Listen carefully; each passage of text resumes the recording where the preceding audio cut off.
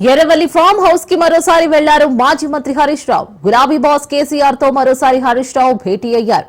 Kaleshwaram commission విచారణకు హాజరు కావాల్సి ఉండడంతో ఈ సమావేశానికి రాజకీయంగా ప్రాధాన్యత ఏర్పడింది. అదేవిధంగా కవిత ఎపిసోడ్, కాళేశ్వరం కమిషన్ ఎదుట విచారణకు హాజరు కావడంపై ఇరువురు నేతలు చర్చిస్తున్నట్లు సమాచారం. ప్రధానంగా పార్టీలో తాజా పరిణామాలపై చర్చిస్తున్నట్లు తెలుస్తోంది.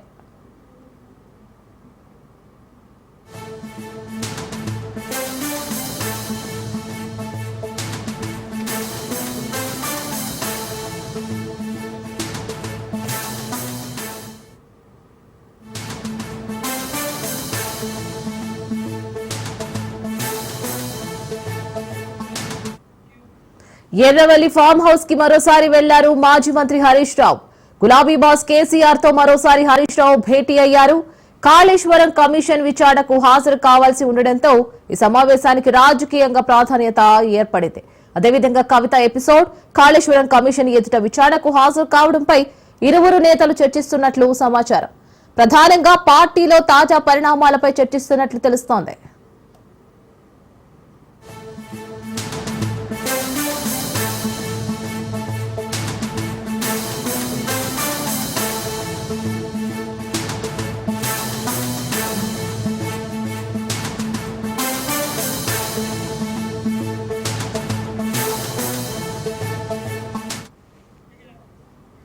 మాజీ మంత్రి హరీష్ రావు కేసీఆర్ భేటీ ఇప్పుడు ప్రాధాన్యత సంతరించుకుంది. దీనికి సంబంధించి మరింత details bureau chief Rajireddy live లో అందిస్తారు. బ్యూరో చీఫ్ రాజిరెడ్డి చెప్పండి, మరి ఈ రోజు భేటీ జరుగుతుంది, మళ్ళీ కవిత ఎపిసోడ్, అలాగే ఇటు కాళేశ్వరం కమిషన్ మీద చర్చ జరుగుతుంది. దీనిపైన మరిన్ని అప్డేట్స్ ఏమున్నాయి మన దగ్గర? ముఖ్యంగా తెలంగాణ రాష్ట్రంలో నెలకొన్నటువంటి తాజా రాజకీయ పరిణామాలపైన వీళ్ళిద్దరి మధ్య చర్చ జరిగే అవకాశం ఉంది. అంతేకాకుండా ముఖ్యంగా బీఆర్ఎస్లో కవిత చేసినటువంటి కామెంట్స్ పైన కూడా చర్చ జరిగే అవకాశం ఉంది. ఏ రకంగా నష్ట నివారణ చర్యలు చేపట్టాలి, ఏ రకంగా ముందుకెళ్లాలి, ఏ రకంగా కవితను గాడిలో పెట్టాలనే అంశం పైన కూడా చర్చించే అవకాశం ఉంది. ఎందుకంటే కవిత కూడా కరాఖండిగా చెప్పారు, కాంగ్రెస్ పార్టీ మునిగిపోయే నావా, కాంగ్రెస్ పార్టీలోకి వెళ్ళాను, అంతేకాకుండా ఏ కొత్త పార్టీ కూడా పెట్టాను, బీఆర్ఎస్లోనే ఉంటాను, మా నేత కేసీఆర్ నాయకత్వంలోనే పనిచేస్తా అని కూడా కుండబద్దలు కొట్టి చెప్పారు. కాబట్టి ఇక కవితను మరి పార్టీ లైన్లోకి ఏ రకంగా మార్చాలి, ఏ రకంగా ముందుకెళ్ళాలి, ఏ రకంగా నష్ట నివారణ చర్యలు చేపట్టాలనే అంశం పైన కూడా చర్చించే అవకాశాలు అయితే కనబడుతున్నాయి. మొత్తానికైతే బీఆర్ఎస్ను మళ్ళీ బలోపేతం చేయడము, పార్టీని సంస్థాగతంగా ముందుకు తీసుకెళ్లడం, ఈ అంశాలపైన చర్చించడంతో పాటు ఇక ముఖ్యంగా కాళేశ్వరం కమిషన్ ఇప్పటికే నోటీసులు జారీ చేసింది. ఈ యొక్క నేపథ్యంలో జూన్ 5వ తేదీన కేసీఆర్ను విచారణకు రావాల్సిందిగా చెప్పారు ఇప్పటికే కేసీఆర్ కూడా విచారణకు వెళ్తామని కూడా స్పష్టం చేశారు. విచారణకు వెళ్ళడమేతో పాటుగా కాళేశ్వరం ప్రాజెక్టు గొప్పతనం గురించి, అసలు కాళేశ్వరం ప్రాజెక్టు వల్ల ఉనగొరిన లాభం గురించి, అసలు కాళేశ్వరం ప్రాజెక్టు ప్రారంభమైన తర్వాత ఏ రకంగా నీటి వసతు తెలంగాణలో పెరిగింది, అంతేకాకుండా తెలంగాణలో ఏ రకంగా ధాన్యం పంట పెరిగింది, ఇవన్నీ కూడా కాళేశ్వరం ప్రాజెక్టు గురించి చెప్పే అవకాశాలు అయితే కనబడుతున్నాయి. ముఖ్యంగా కాళేశ్వరం ప్రాజెక్టులో 3 బ్యారేజీలు ఉంటాయి, తర్వాత చాలా రిజర్వాయర్లు ఉంటాయి. 3 బ్యారేజీలలో మేడిగడ్డ బ్యారేజ్ అనేది కేవలం కుంగుపాటుకు గురైంది. దీన్ని రాద్ధాంతం చేస్తున్నారు, అనవసరంగా రాజకీయాలు చేస్తున్నారు అనేది కూడా ఇప్పటికే కేసీఆర్ ప్రతిపక్ష పార్టీల ఆరోపణలను తిప్పికొట్టారు. అయితే ఇప్పటికే కాంగ్రెస్ అయినా బీజేపీ అయినా మేడిగడ్డ తప్పిదము కేసీఆర్ తప్పిదమే, కేసీఆర్ ఇంజనీర్ అయిందని కూడా విమర్శలు చేశారు. ఈ యొక్క నేపథ్యంలో అసలు మేడిగడ్డ ప్రాజెక్టే అద్భుతమైనది కూడా కేసీఆర్ చెప్పారు. అంతేకాకుండా ఇది 3 బ్యారేజీలలో చిన్నపాటి మేడిగడ్డ బ్యారేజ్ కృంగిపోతే లేనిపోని అపోహలు కలిగిస్తున్నారని అటు అధికార కాంగ్రెస్ పైన బీజేపీ పైన విమర్శలు జల్లు కురిపించారు. ఇప్పుడు ఏకంగా కాళేశ్వరం కమిషన్ దగ్గరికి వెళ్ళి కాళేశ్వరం ప్రాజెక్టు గొప్పతనం గురించి, అసలు కాళేశ్వరం ప్రాజెక్టు వల్ల ఉనగోరిన లాభం గురించి, రైతులు ఏ రకంగా లాభం చేకూరింది, రైతులకు ఏ రకంగా నీళ్లు అందినాయి, అసలు ఈ యొక్క దేశంలోనే అత్యంతమైనటువంటి గొప్ప ప్రాజెక్టు కాళేశ్వరం ప్రాజెక్టు అనేది కూడా బీఆర్ఎస్ చెప్తుంది. ఇది ఏకంగా కమిషన్ ఎదుటకు వెళ్ళి విచారణకు వెళ్ళి కేసీఆర్ చెప్పాలని చూస్తున్నారు. ఎందుకంటే గవర్నమెంట్ అధికారులు అంటే ప్రభుత్వ ఉన్నతాధికారులను ఇప్పటికే విచారణ చేశారు. విచారణకు హాజరైనటువంటి అంత అధికారులు కూడా గత ప్రభుత్వంలో ఏదైతే విధానపరమైన నిర్ణయం తీసుకుందో ఆ విధానపరమైన నిర్ణయం కిందనే మేము పనిచేశామని చెప్పారు. అప్పుడు కాళేశ్వరం ప్రాజెక్టు బీఆర్ఎస్ టర్మ్లో జరిగింది, కేసీఆర్ ముఖ్యమంత్రిగా ఉన్నప్పుడు జరిగింది కాబట్టి పూర్తిగా కేసీఆర్ వివరణ ఇచ్చే అవకాశాలు కనబడతాయి. అంతేకాకుండా 6వ తేదీన అప్పట్లో ఇరిగేషన్ శాఖ మంత్రిగా పనిచేసినటువంటి హరీష్ రావును కూడా విచారణకు రావాలని చెప్పడం జరిగింది. ఈ యొక్క నేపథ్యంలో నోటీసులు కూడా ఇచ్చారు. 6వ తేదీన 5వ తేదీన కేసీఆర్ ఏం చెప్పాలి, ఏ రకంగా కాళేశ్వరం ప్రాజెక్టు గురించి ఎక్స్ప్లెయిన్ చేయాలనే అంశాలపైన చర్చించే అవకాశం ఉంది.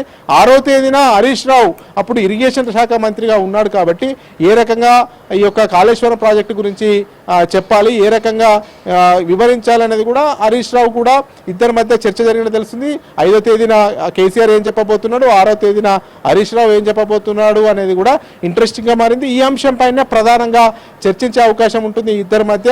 అంతేకాకుండా ఈ ఇద్దరు నేతలు కూడా కీలకంగా వివరించారు. ముఖ్యమంత్రి స్థాయిలో కేసీఆర్ ఉన్నారు, ఇరిగేషన్ శాఖ మంత్రిగా హరీష్ రావు ఉన్నారు. కాబట్టి అసలు బీఆర్ఎస్ సర్కార్లో తీసుకున్నటువంటి నిర్ణయం ఏంటి, కాళేశ్వరం ప్రాజెక్టు వల్ల జరిగినటువంటి ప్రయోజనం ఏంటి, లబ్ధి ఏంటి, అంతేకాకుండా అసలు కాళేశ్వరం ప్రాజెక్టులో మేడిగడ్డ బ్యారేజ్ పాత్ర ఏంటి, అసలు ఎంత కుంగింది, ఏమైంది, ఇవన్నీ కూడా కాళేశ్వరం కమిషన్కు ఒక వివరణ ఇచ్చే అవకాశాలు అయితే స్పష్టంగా కనబడుతున్నాయి. ఈ అంశంపైనే చర్చించే అవకాశాలు అయితే స్పష్టంగా కనబడతా ఉన్నాయి. రీనా.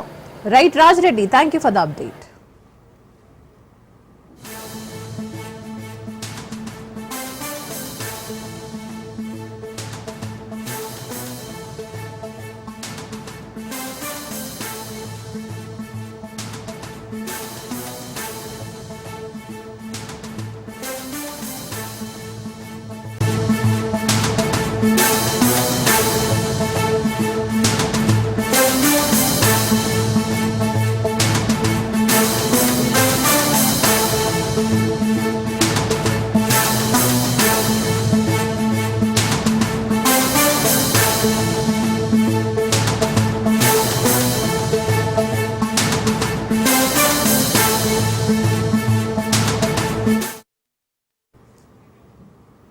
మరో బ్రేకింగ్ న్యూస్ చూస్తున్నాం. సొంత పార్టీపై ఎమ్మెల్యే రాజా సింగ్ మరోసారి సంచలన కామెంట్స్ చేశారు.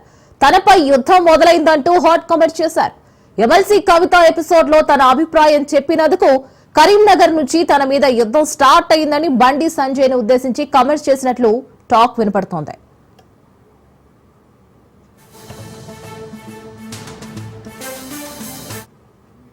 సొంత పార్టీపై ఎమ్మెల్యే రాజా సింగ్ మరోసారి సంచలన కామెంట్స్ చేశారు. తనపై యుద్ధం మొదలైందంటూ హాట్ కామెంట్స్ చేశారు. ఎమ్మెల్సీ కవిత ఎపిసోడ్ లో తన అభిప్రాయం చెప్పినందుకు కరీంనగర్ నుంచి తన మీద యుద్ధం స్టార్ట్ అయిందని బండి సంజయ్ ను ఉద్దేశించి కామెంట్స్ చేసినట్లు టాక్ వినపడుతోంది. మరి కాగా గతంలో కిషన్ రెడ్డికి రాజా సింగ్ కు మధ్య బండి సయోధ్య కుదిరించారు. కానీ ఇప్పుడు లేటెస్ట్ గా బండి సంజయ్ ను టార్గెట్ చేస్తూ రాజా సింగ్ వ్యాఖ్యలు చేయడం కమల దళంలో మరోసారి చర్చకు దారితీసింది.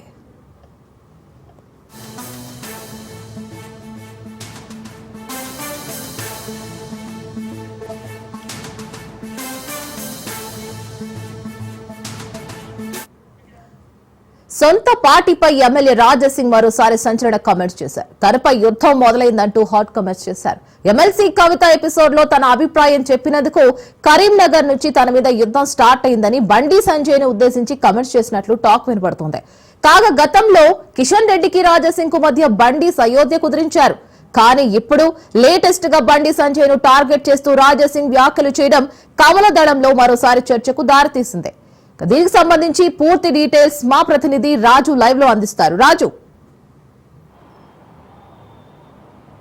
రైట్ రీనా, ఇటీవల వరుస కథనాలతో అటు బీజేపీ ఎమ్మెల్యే రాజా సింగ్ చేస్తున్నటువంటి వ్యాఖ్యలు పూర్తి స్థాయిలో కూడా అటు కమలం పార్టీని కలవరపాటుకు గురి చేస్తున్నటువంటి పరిస్థితి అయితే ఉంది. పూర్తి స్థాయిలో కూడా ఆయన రాష్ట్ర రాజకీయాల్లో జరుగుతున్నటువంటి ప్రతి ఒక్క పరిస్థితిని, అలాగే కవిత ఇటీవల చేసినటువంటి కామెంట్స్ ఏవైతే ఉన్నాయో, ఎమ్మెల్సీ కవిత లిక్కర్ స్కామ్ ఆరోపణలు ఎదుర్కొంటూ తిహార్ జైల్లో ఉన్న సమయంలో బీజేపీలో బీఆర్ఎస్ విలీనం చేసేందుకు ప్రయత్నం జరిగింది, కుట్ర జరిగింది అనేటటువంటి కామెంట్స్ కవిత చేసిన నేపథ్యంలో దాన్ని స్పందిస్తూ కూడా ఎమ్మెల్యే రాజా సింగ్ పూర్తి స్థాయిలో నిజంగా అటువంటి వారే మా పార్టీలో కూడా ఉన్నారు, బీజేపీలో పనిచేస్తూ బీఆర్ఎస్ కు కుమ్ము కాసేవారు ఉన్నారు, వారితో కుమ్మక్కై పని చేస్తూ ఉన్నారు, అది వాస్తవమే అనేటటువంటి కామెంట్స్ కూడా ఎమ్మెల్యే రాజాసింగ్ చేసినటువంటి పరిస్థితి అయితే ఉంది.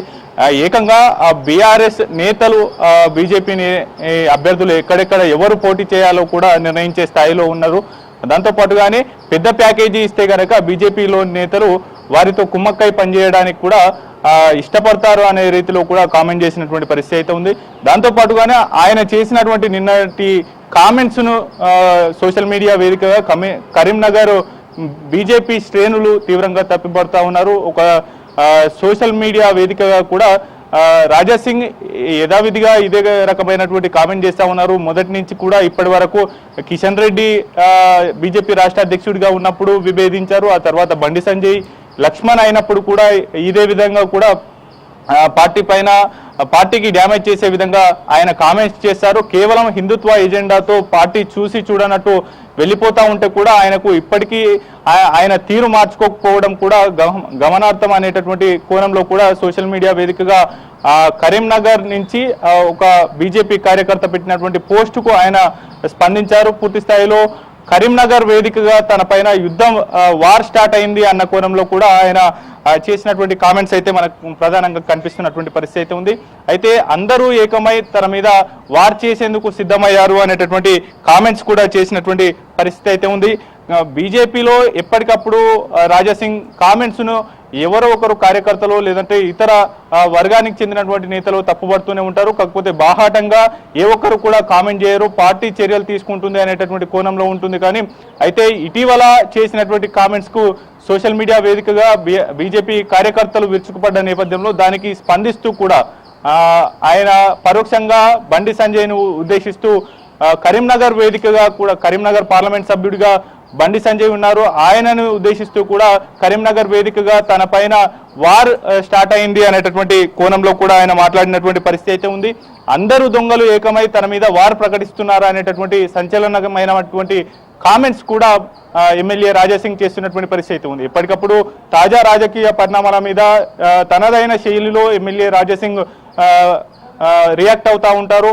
దాంట్లో భాగంగానే ఇటీవల కవిత కేసీఆర్ కు రాసినటువంటి లేఖ కావచ్చు, అందులో ప్రస్తావించినటువంటి అంశాలు కావచ్చు, ఆ తర్వాత జరిగినటువంటి కవిత చిట్ చాట్ కావచ్చు, ఎమ్మెల్సీ కవిత చేసినటువంటి చిట్ చాట్ లో బీజేపీలో బీఆర్ఎస్ విలీనం అయ్యేందుకు కుట్ర చేస్తున్నారు కొందరు అనేటటువంటిది కామెంట్స్ చేసిన నేపథ్యంలో అది నిజమే వాస్తవమే అనేటటువంటి కోణంలో కూడా రాజాసింగ్ కామెంట్ చేశారు. ఎంత పెద్ద ప్యాకేజ్ ఇస్తే అంతటి పనులు చేయడానికి కూడా బీజేపీలో ఉన్నటువంటి వారు సిద్ధంగా ఉన్నారు అనేటటువంటి కోణంలో చేసినటువంటి కామెంట్స్ కు రియాక్షన్ గా ఈ యొక్క అటు బీజేపీ సైనికుల నుంచి వచ్చినటువంటి కామెంట్స్ ను దృష్టిలో పెట్టుకుని మరోసారి రాజాసింగ్ చేసినటువంటి పరిస్థితి అయితే ఉంది.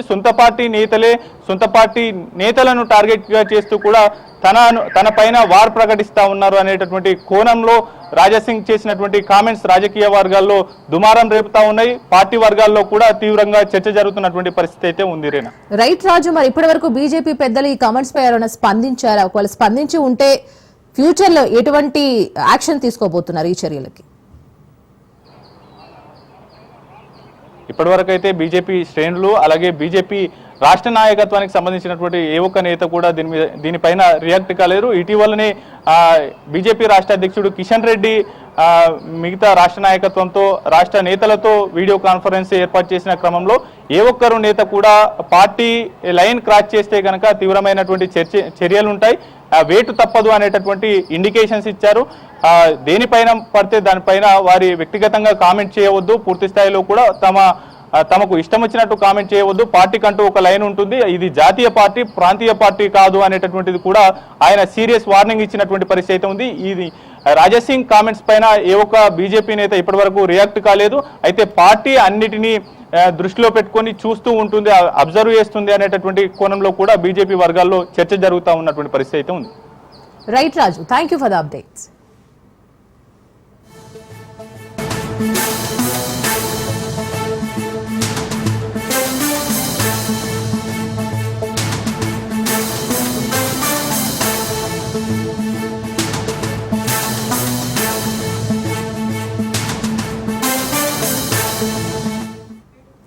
పోలవరం బనకచెర్ల ప్రాజెక్టు వల్ల ఇతర రాష్ట్రాలకు ఎలాంటి ఇబ్బంది లేదు. సముద్రంలో కలిసే నీళ్లను పోలవరం బనకచెర్ల ప్రాజెక్టు ద్వారా తరలిస్తాం. కావాలనే ఈ ప్రాజెక్టుపై బీఆర్ఎస్ తప్పుడు ప్రచారం చేస్తుందని మహానాడు సభలో సీఎం చంద్రబాబు కీలక వ్యాఖ్యలు చేశారు. మరి బీఆర్ఎస్ నేత జగదీష్ రెడ్డి కూడా ఖండించారు. మహానాడులో చంద్రబాబు వ్యాఖ్యలు హాస్యాస్పదంగా ఉన్నాయని ఎద్దేవా చేశారు. ఆంధ్రాలో జరుపుకుంటున్న మహానాడులో తెలంగాణ ముచ్చటెందుకు వచ్చిందని అడిగారు. 2004తోనే తెలంగాణలో చంద్రబాబు చరిత్ర ముగిసిందని, అయినా పదే పదే హైదరాబాద్ ను తానే అభివృద్ధి చేశానని చంద్రబాబు చెప్పుకుంటూ ఉంటుంటే నవ్వొస్తుందని సటైర్ వేశారు. 2004లో సమైక్య ఆంధ్రప్రదేశ్ తలసరి ఆదాయం 26,000 కోట్ల లోపే ఉండేదని గుర్తు చేశారు.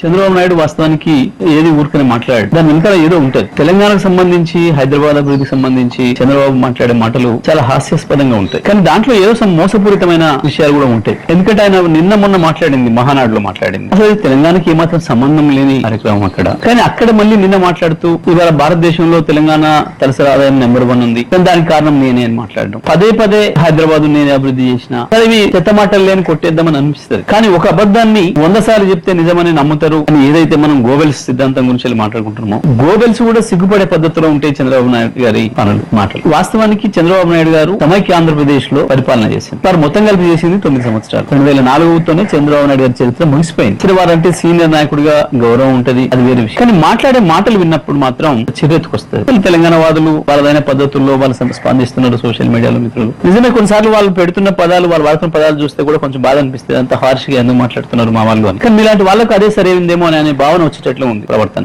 ఎందుకంటే 2004లో మీరు దిగిపోయిన నాటికి సమైక్య ఆంధ్రప్రదేశ్ ది తలసరి ఆదాయం 25,900, 26,000. ఇక ఆ తర్వాత మీకు పరిపాలన సంబంధం లేదు. 2014లో మీరు ఆంధ్రప్రదేశ్ 5 సంవత్సరాలు పరిపాలించారు. కేసీఆర్ గారు తెలంగాణ పరిపాలించారు 2014 నుంచి 23 వరకు. మొత్తం భారతదేశంలో ఏ రాష్ట్రంలో రానటువంటి ఒక అభివృద్ధి ఒక్క తెలంగాణ రాష్ట్రంలోనే వచ్చింది. ఈ రంగం ఆ రంగం అని కాదు, ప్రతి రంగంలో అభివృద్ధిలో ఆకాశంలో దూసుకుపోయింది తెలంగాణ. 5 సంవత్సరాలు మీరు అక్కడ పనిచేసిండ్రు ఆంధ్రప్రదేశ్, ప్రత్యేక ఆంధ్రప్రదేశ్ ముఖ్యమంత్రిగా. అక్కడ పెరిగిన ఆ పద్ధతుల్లో తలసరి ఆదాయం ఒక తెలంగాణనే సమైక్య ఆంధ్రప్రదేశ్ నుంచి విడిపడ్డ నాడు కేవలం 1,12,000 తలసరి ఆదాయం ఉంటే ఇవాళ 3,60,000 వచ్చింది, 3,70,000 వచ్చింది దాదాపు. ఇవాళకి కూడా నీ ఆంధ్రప్రదేశ్ తలసరి ఆదాయం 2.5 లక్షలు. చంద్రబాబు నాయుడు గారు దీనికి సమాధానం చెప్పాలి. మీరు నిజంగా మీ పరిపాలన అంత గొప్పదే అయితే ఎందుకు మీరు ప్రత్యేకంగా పరిపాలించిన ఆంధ్రప్రదేశ్ లో తలసరి ఆదాయాన్ని అభివృద్ధి చేయలేకపోయారు? ఆంధ్రప్రదేశ్ మీద మీకు ప్రేమ లేదు కన్నా ఎందుకు లేదు? 4 రోజులు ఉండి పాడుకొని పారేసే రాష్ట్రం కదా, మళ్ళీ ఎట్లాగా హైదరాబాద్ వచ్చి డెవలప్ అయ్యేది, హైదరాబాద్ కదా ఉండేది అన్న భావనతోనే ఏమనుకోవాలి మిమ్మల్ని?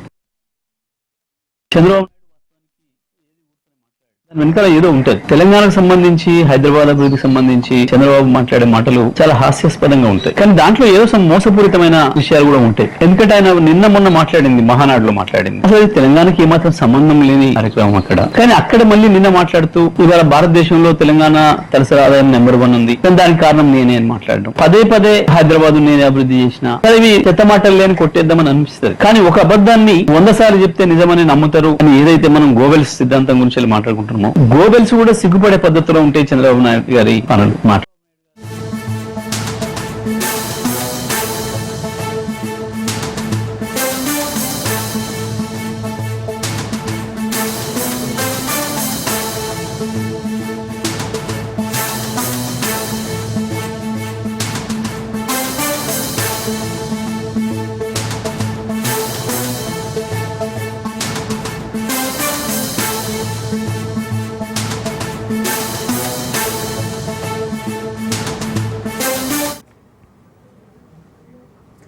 మరో బ్రేకింగ్ న్యూస్ చూస్తున్నాం. విశాఖలో తెలుగు ఫిల్మ్ ఛాంబర్ కీలక సమావేశం జరుగుతోంది. ఈ భేటీలో నిర్మాతలు, ఎగ్జిబిటర్లు, డిస్ట్రిబ్యూటర్లు పాల్గొన్నారు. సమావేశంలో భాగంగా పర్సంటేజ్ విధానం, థియేటర్ల సమస్యలపై చర్చలు జరుపుతున్నారు. ఈ కీలక భేటీకి నిర్మాతలు శ్రవంతి, రవికిషోర్, సుధాకర్ రెడ్డిలు హాజరయ్యారు.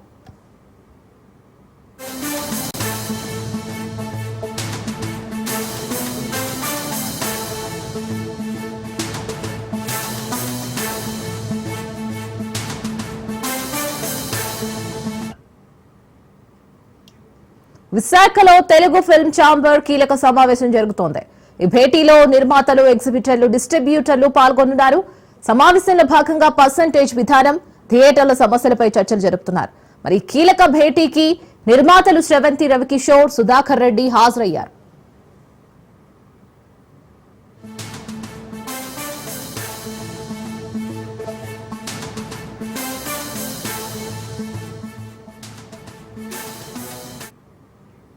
ఈ సమావేశం గురించి పూర్తి డీటెయిల్స్ మా ప్రతినిధి సూర్యప్రకాష్ అందిస్తారు. సూర్యప్రకాష్.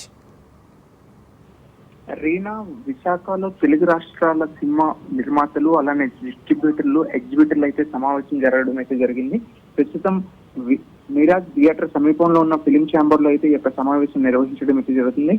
గత 10 రోజులుగా అయితే తెలుగు సినిమాకు సంబంధించి అయితే ఒక వివాదం అయితే నెలకొంటుంది. జూన్ 1 నుండి కూడా వీళ్ళు థియేటర్స్ బంద్ చేస్తామని చెప్పేసి ఒక ప్రకటన అయితే జారీ చేశారు. దానికి సంబంధించి అయితే పవన్ కళ్యాణ్, ఆంధ్రప్రదేశ్ ఉప ముఖ్యమంత్రి ప్రముఖ నటుడు పవన్ కళ్యాణ్ అయితే వాళ్ళపైన అసహనాన్ని వ్యక్తం చేయడం అయితే జరిగింది. అందుకు సంబంధించి దాదాపు అన్ని థియేటర్ల పైన కూడా ఒకసారి రైడ్ చేసి ఆ లోపల ఎటువంటి లోపాలు ఉన్నాయనే విషయాన్ని అయితే బయట పెట్టాలనే విషయం చెప్పారు. అలానే డిస్ట్రిబ్యూటర్లు, నిర్మాతల పైన కూడా కొన్ని వ్యాఖ్యలు చేయడంతో అయితే దాదాపు సినీ నిర్మాతలు ఎవరైతే ఉన్నారో వాళ్ళందరూ కూడా కాస్త అసహనం వ్యక్తం చేయడం జరిగింది. ముఖ్యంగా సమావేశానికి హాజరైన నిర్మాతల్లో అయితే స్రవంతి, రవికిషోర్, అలానే నితిన్ వాళ్ళ ఫాదర్ ఎవరైతే ఉన్నారో సుధాకర్ రెడ్డి, పి కళ్యాణ్, అశోక్ కుమార్, ఈ ప్రముఖులు వీళ్ళంతా కూడా ఈ రోజు ఈ యొక్క సమావేశంలో పాల్గొనడం జరిగింది. ముఖ్యంగా విశాఖపట్నంలో అయితే ఈ యొక్క ఏదైతే మిరాజ్ థియేటర్ దగ్గరలో ఉన్న ఫిలిం ఛాంబర్ ఏదైతే ఉందో ఆ ఛాంబర్ లో వీళ్ళ సమావేశం జరిగింది. దాదాపు 24 మంది దగ్గరగా అయితే పాల్గొనడం జరిగింది. డిస్ట్రిబ్యూటర్లు, ఎగ్జిబిటర్లు, అలానే సినీ నిర్మాతలు సహా వీళ్ళందరూ పాల్గొని ప్రసన్న కుమార్, ముఖ్యంగా దీన్ని ఇనిషియేట్ తీసుకొని సి కళ్యాణ్, ప్రసన్న కుమార్ వీళ్ళిద్దరూ అయితే ఇనిషియేట్ తీసుకొని ఈ యొక్క సమావేశాన్ని నిర్వహించడం జరుగుతుంది. ముఖ్యంగా రేపు వస్తున్న కొత్త సినిమాలు కావచ్చు, జూన్ 1 నుండి ఎవరైతే బంద్ పిలుపునిద్దామని ఈ సినిమా థియేటర్ ఓనర్స్ ఉన్నారో వాళ్ళపైన అసలు వాళ్ళ యొక్క సమస్య ఏంటి వాటిపైన చర్చించి ఈ రోజు అయితే ఒక కొలిక్కి తీసుకొచ్చే అవకాశం అయితే ఉండే విధంగా అయితే ఉంది. ముఖ్యంగా ఓటీటీకి కారణంగా ఎటువంటి సమస్యలు వస్తున్నాయి, అసలు ఓటీటీ వచ్చినప్పటి నుండి కూడా ఈ యొక్క సినిమా పరిశ్రమ అయితే దెబ్బతిన్నదనే విషయం అయితే స్థానికంగా వాళ్ళందరూ కూడా అసహనాన్ని అయితే వ్యక్తం చేస్తున్నారు. అసలు థియేటర్ పర్సంటేజ్ అంశం పైన కూడా చర్చించడం జరుగుతుంది. థియేటర్ల పర్సంటేజ్ కి సంబంధించి ఈ రోజు ఒక కమిటీ వేసే అవకాశం కూడా ఉంటుంది. ఎందుకంటే ఆంధ్రప్రదేశ్ లో కీలకమైన నగరంగా మనం విశాఖపట్నాన్ని అయితే చెప్పుకుంటాం. విశాఖపట్నం పరిధిలో అయితే సినీ ఛాంబర్స్ ని డెవలప్ చేయడానికి ఎప్పటి నుండో కూడా అన్ని ప్రభుత్వాలు కూడా ఎప్పటి నుండో కూడా ప్రయత్నం చేస్తున్నా కూడా స్థానికంగా కొన్ని ఇబ్బందులు, రాజకీయ కారణాలతో అయితే ఈ యొక్క సినీ పరిశ్రమ ఇక్కడికి రావడంలో కొంచెం ఆలస్యత్వం చూపించడం, అలానే దీనికి సంబంధించి ఈ రోజు ఒక కమిటీని అయితే ఏర్పాటు చేస్తారు. ఎందుకంటే ముఖ్యంగా ఈ యొక్క పర్సంటేజ్ ఏవైతే ఉంటాయో థియేటర్స్ కి ఇవ్వాల్సిన పర్సంటేజ్, నార్మల్ సినిమాలు ఏమైనా చిన్న సినిమాలు అయితే థియేటర్ కి 90% వరకు ఇచ్చే అవకాశం ఉంటుంది. కానీ ఆ యొక్క పర్సంటేజ్ అయితే పెద్ద సినిమాల విషయంలో కావచ్చు, కొన్ని భారీ బడ్జెట్ తో నిర్మించిన చిత్రాలను కూడా ఈ యొక్క పర్సంటేజ్ ఇచ్చే విధానంలో వాళ్ళకి సరైన పర్సంటేజ్ ఇవ్వట్లేదని చెప్పి థియేటర్స్ వాళ్ళందరూ కూడా సహనాన్ని వ్యక్తం చేస్తున్నారు. అందుకు సంబంధించి ఈ రోజు పూర్తిగా ఫిలిం ఛాంబర్ లో జరిగే ఈ చర్చ అనేది అయితే చాలా కీలకమని చెప్పుకోవచ్చు. దాదాపు 2.5 గంటలుగా ఈ యొక్క చర్చ అయితే కొనసాగుతుంది. దాదాపు మధ్యాహ్నం 3 వరకు కూడా ఈ చర్చ కొనసాగి ఆ తర్వాత పూర్తిగా ఒక కమిటీ వేసి వీళ్ళ పైన రేపు ఎటువంటి సమస్యలు వచ్చినా సరే దానికి ఒక కమిటీ వేసి వెంటనే పరిష్కారం వచ్చే విధంగా ఒక కమిటీని అయితే ఏర్పాటు చేయడానికి అయితే వీళ్ళంతా కూడా సిద్ధమవుతున్నట్టయితే మనకు తెలుస్తుంది. ముఖ్యంగా ఓటీటీస్ లో సినిమా ఇలా రావడం వల్ల థియేటర్ల యొక్క పరిస్థితి అయితే పూర్తిగా వెనక్కి వెళ్ళిపోవడం అయితే జరుగుతుందనే అంశంలో వీళ్ళందరూ కూడా చాలా ఈ చర్చించే అవకాశం అయితే చాలా ఎక్కువగా కనిపిస్తుంది. థియేటర్స్ లో ఈ యొక్క పబ్లిక్ ఎవరైతే రాకపోవడంతో వాళ్ళు థియేటర్స్ లో వచ్చిన సినిమాల్లో పర్సంటేజ్ కూడా సరిగ్గా రాకపోవడంతో వాళ్ళు థియేటర్లు మూసుకోవాల్సిన పరిస్థితి ఏర్పడడం అనే విషయం అయితే వాళ్ళు చెప్పడం అయితే జరుగుతుంది.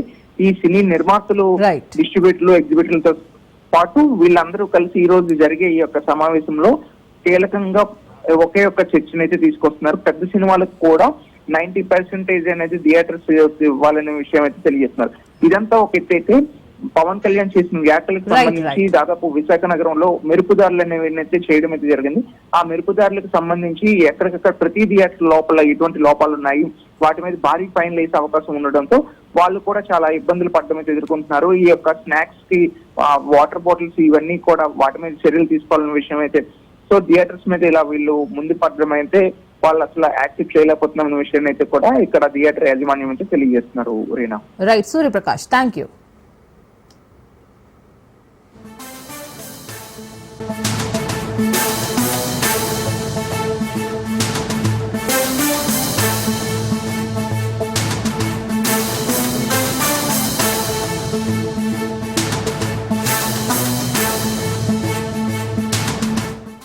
మరో బ్రేకింగ్ న్యూస్ చూస్తున్నాం. బీఆర్ఎస్ ఎమ్మెల్సీ కవిత మరోసారి హాట్ కామెంట్స్ చేశారు. మీడియా చిట్ చాట్ లో కేసీఆర్ కి లెటర్ రాయడంలో తన తప్పే లేదని అన్నారు కవిత. తండ్రిని కలిసే అవకాశం వచ్చింది, కానీ కలవలేకపోయాను అని అన్నారు. తాను రాసిన లెటర్ ను ఎవరు బయటికి తెచ్చారో చెప్పాలని కవిత డిమాండ్ చేశారు. తనకు సొంత జెండా అజెండా లేదని అన్నారు. పార్టీని కాపాడుకోవాలన్నదే తన తపనని తెలిపారు.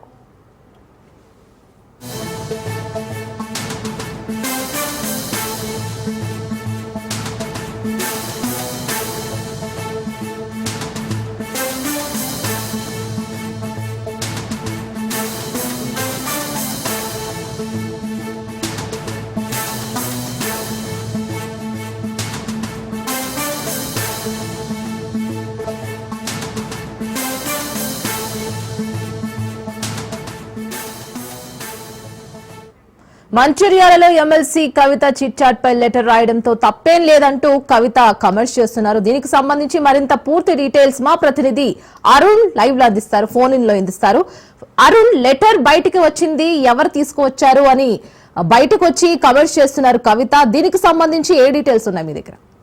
రైట్, ఏదైతే మంచిర్యాల జిల్లాలో కూడా బీఆర్ఎస్ నాయకురాలు నిజామాబాద్ ఎమ్మెల్సీ కల్వకుంట్ల కవిత పర్యటన కొనసాగుతుంది. ఈ పర్యటనలో కూడా కవిత కూడా కీలక వ్యాఖ్యలు చేయడం జరిగింది. ముఖ్యంగా మీడియాతో కూడా చీట్ చాట్ చేయడం కూడా జరిగింది. ముఖ్యంగా ఏదైతే బీఆర్ఎస్ పార్టీని కాపాడుతున్నటువంటి బాధ్యత నాపై ఉందంటూ కూడా ఆమె కామెంట్ చేయడం జరిగింది. ముఖ్యంగా ఏదైతే తనకు సొంత పార్టీ ఏదైతే తనకు సొంత ఎజెండా ఏం లేదని చెప్పింది, కూడా పార్టీ కోసమే కష్టపడుతున్నాను కూడా ఏదైతే ఆ చీట్ చాట్ కూడా కవిత తెలపడం, ముఖ్యంగా పార్టీని ఏదైతే బీజేపీతో పొత్తు పెట్టుకోవద్దంటూ కూడా తను లేఖ రాశానని కూడా తెలపడం జరిగింది. ముఖ్యంగా తను జైల్లో, ఢిల్లీలో లిక్కర్ కేసులో తను జైల్లో ఉన్నప్పుడు కూడా ఏదైతే బీజేపీలో కూడా బీఆర్ఎస్ ను విలీనం చేస్తామని చెప్పడం జరిగింది. అప్పుడు నేను ఒప్పుకోలేదు. తర్వాత కూడా ఏదైతే ఆ విషయంలోనే తన తండ్రి గారు అయినటువంటి మాజీ ముఖ్యమంత్రి కేసీఆర్ కూడా లేఖ రాయడం జరిగింది అంటూ కూడా కవిత అయితే వ్యాఖ్యలు చేయడం జరిగింది. ముఖ్యంగా బీజేపీ పార్టీలో పొత్తు పెట్టుకున్నటువంటి ఏ పార్టీ కూడా ఉండలేకపోయింది, పొత్తు ఏదైతే ఉండలేకపోయింది అంటూ కూడా చెప్పడం జరిగింది. ప్రతిదీ ఏదైతే కేసీఆర్ కు ముఖ్యంగా కాళేశ్వరం ప్రాజెక్టు సంబంధించిన దాంట్లో కూడా నోటీసులు వచ్చినా కూడా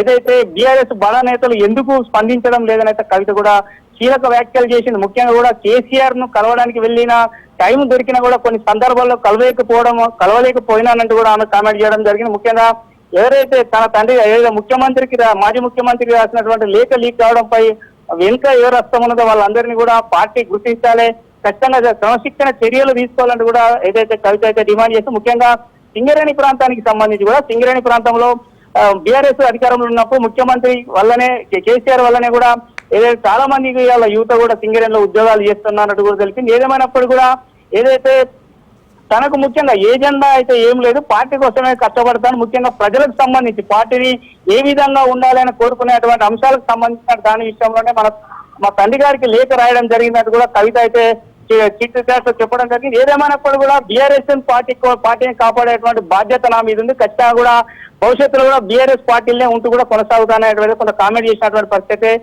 పర్యటన కొనసాగుతా ఉన్నది. Right Arun, thank you for the update.